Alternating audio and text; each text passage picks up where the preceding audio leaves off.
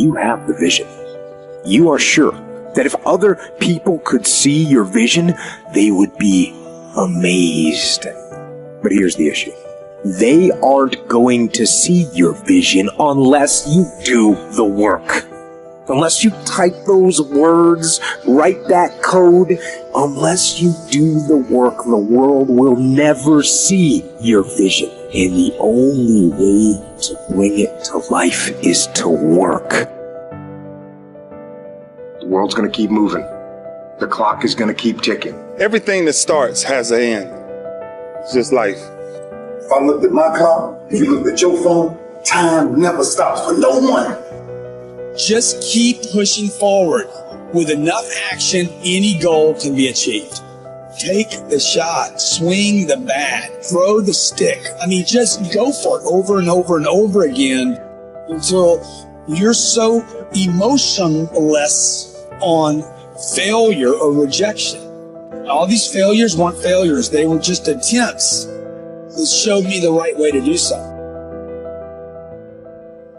You forego immediate pleasure for the exchange of long-term self-respect. If you want to be happy, you have to discipline your behavior. The road to sustained happiness is through disciplining your behavior. Play the long game.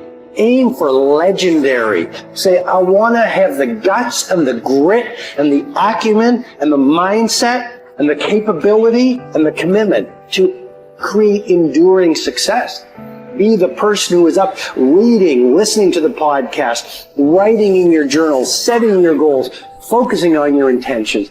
As you become more successful, become more humble. As you become more successful, work even harder. As you become more successful, care even more about your product. As you become more successful, learn even more. Don't try, do. Forget about trying. Forget about making an attempt. Forget about testing it out. Although you may not end up in the profession or in the area that you're starting out, you don't want to go halfway. You don't want to just dip your toe in. You want to jump in hard. Do not try, do. Go hard. It requires a tremendous amount of courage to say, I'm going to give this thing a chance. I'm going to give it my all. And if it doesn't work out, that's okay. But I know that I tried my best. Legends don't settle for being a winner. They strive to be complete domination. Legendary. If you really truly dominate, people are going to see it. They're going to be drawn to you. They will remember your fucking name, because by dominating your life, you will make a profound impact on all of the lives around you. Just winning is not enough, but dominating people who are winning, that's something that'll leave you a fucking legacy.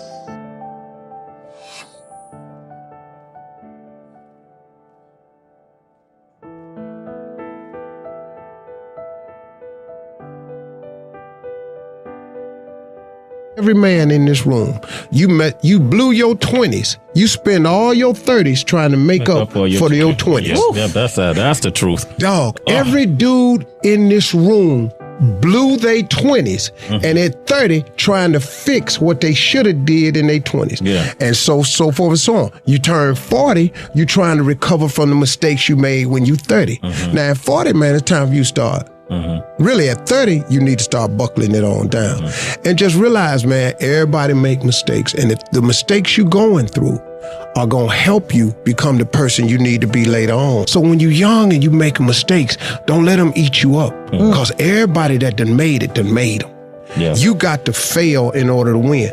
Hey, look, man, to understand how to hit the game-winning shot, you got to miss the game-winning shots.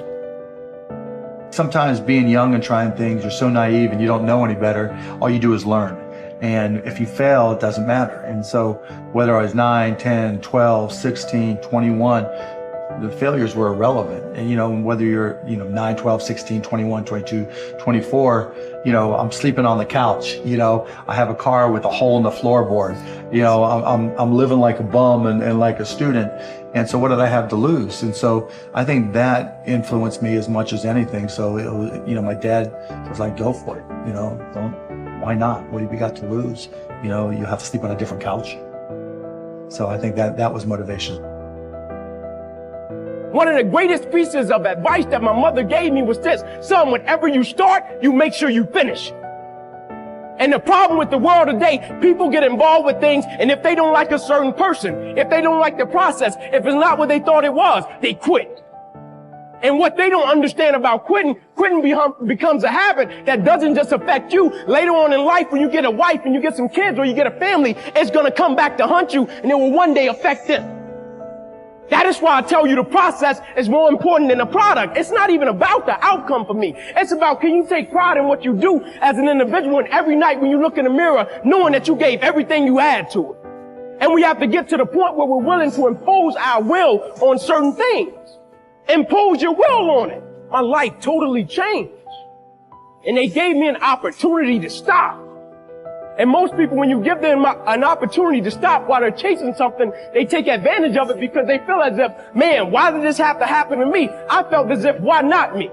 This is the perfect opportunity to use this to be a blessing to somebody else. And you know what? It's not even about me to be truthful. It's not even about me. Now it's about repaying the people that invested in me and saw something in me when I couldn't see it in myself. At a certain point in life, it can't just be about you. And the moment that we understand that, and every day we wake up, we understand that life is a blessing and life is a gift. And if you were to check out today, how would you want to be remembered? It's bigger than you.